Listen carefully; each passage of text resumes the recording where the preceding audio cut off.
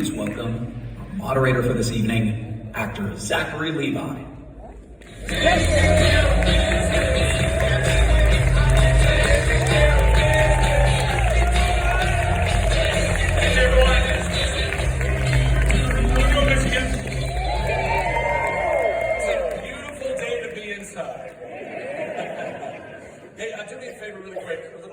But turn to the person next to you and say, hey, I'm really glad that you're alive and I'm really glad that you're here right now.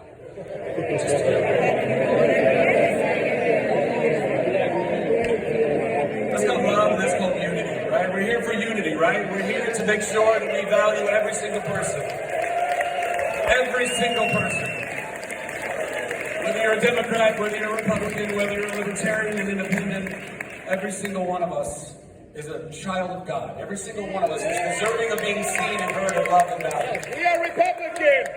Amen. Everybody here. Amen. Amen. Everybody here. Listen, I'm not going to take too much time, but I did want to just give you a little context why Shazam is standing here talking to you about these various things.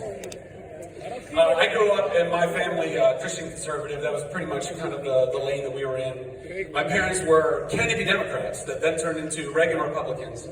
And they taught me to have a healthy level of distrust for the government. And a healthy level of distrust for industry that runs amok. And for a long time, I was like, man, I really want to find a politician that represents all of the things that I want and I want to see in a presidential candidate. And this year, I found Bobby Kennedy. And I thought, man, this guy's it. He's the real deal. He's the real deal. And in a perfect world, and whatever that would look like, perhaps I would have voted for Bobby. But we don't live in a perfect world. But in fact, we live in a very broken one. We live in a country that has been hijacked by a lot of people who want to take this place way off the cliff. And we're here to stop that, right? We're here to make sure that we are going to take back this country. We are going to make it great again. We're going to make it healthy again. And so I stand with Bobby, and I stand with Tulsi, and I stand with everyone else who is standing with President Trump.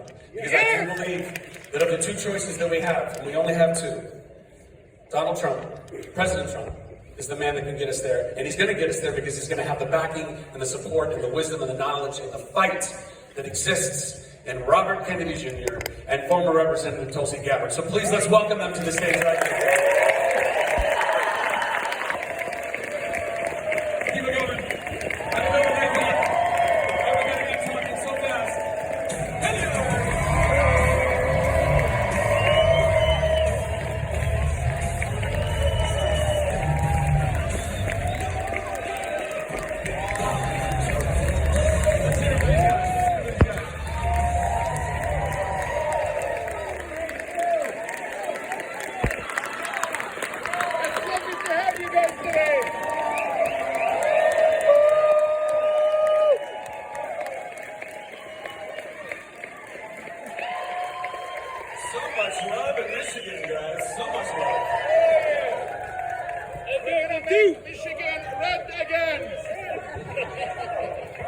So much love and so much life in Michigan.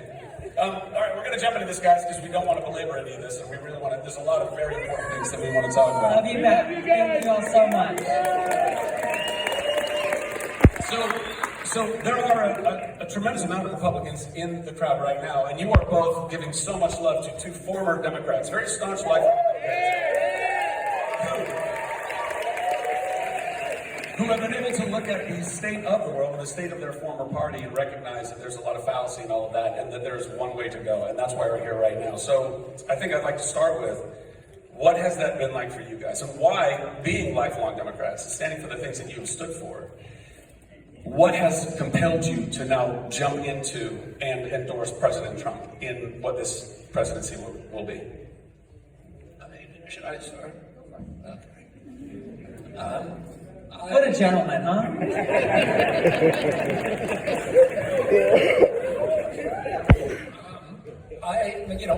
It was a very, very tough evolution. My family came over in 1848 during the potato famine, and the Democratic Party met them on the dock in Boston when they had no money and no job. and no home, and it got the most. And my family has been in the Democratic Party ever since. People generally know the history of my family. And leaving that party was heartbreaking for me. But the party that I grew up with, the party of John F. Kennedy and Robert Kennedy, doesn't exist anymore. In fact, there's been a complete inversion. The party that I grew up with was the party of peace. My father ran for president against the Vietnam War. President Kennedy never sent a combat troop abroad to die during his administration. He told his best friend, the primary job of a president of the United States is to keep the country out of war.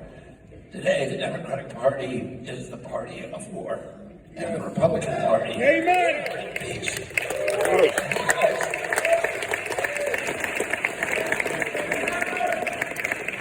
I was so proud of President Trump this week when he did that press conference with Zelensky.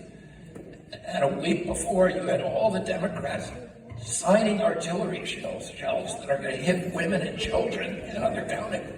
That we've spent $208 billion. We sent them another $8 billion this week. $5 billion would purchase a nice home for every homeless veteran in America.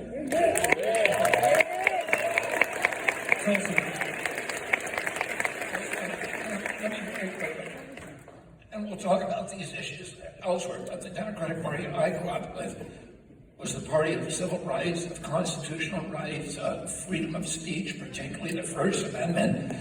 Today it's the party of censorship and surveillance. Yes, true. The Democratic Party that I grew up with was the party of women's sports. My uncle, Ted Kennedy, wrote Title IX to make sure that women had an equal shot to men in colleges. Amen. The Democratic Party today is not the party of women's sports. The Democratic Party was the party that was skeptical of the domination of our government by corporate power. Today, the Democratic Party is the party of big pharma, big tech, big ag, big food, the military-industrial complex, Big everything. Wall Street, and it's the party of Dick Cheney and John Bolton. It's a party that I absolutely do not recognize. These are the guys who wrote the Patriot Act. They introduced surveillance and censorship for our country. They got us into the Iraq War, the worst catastrophe, foreign policy catastrophe in American history. And Bolton and Cheney, 225 other neocons, have now endorsed Kamala Harris. They didn't endorse her because their opinion about those things has changed. They endorsed her because the Democratic Party now stands for the values of Dick Cheney. And, Wow. and that can't be my party anymore. And,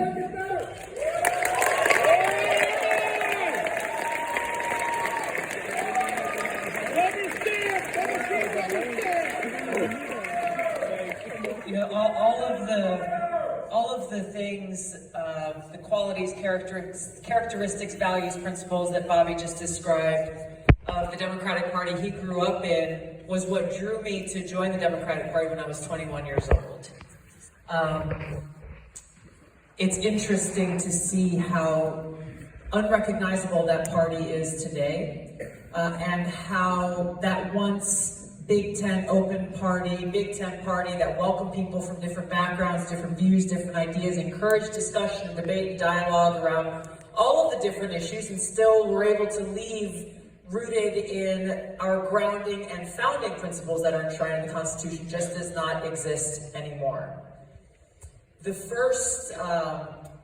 reason that I ran for Congress was largely motivated by the experiences that I had had as a soldier deployed to the Middle East. I was in a medical unit serving in Iraq in 2005.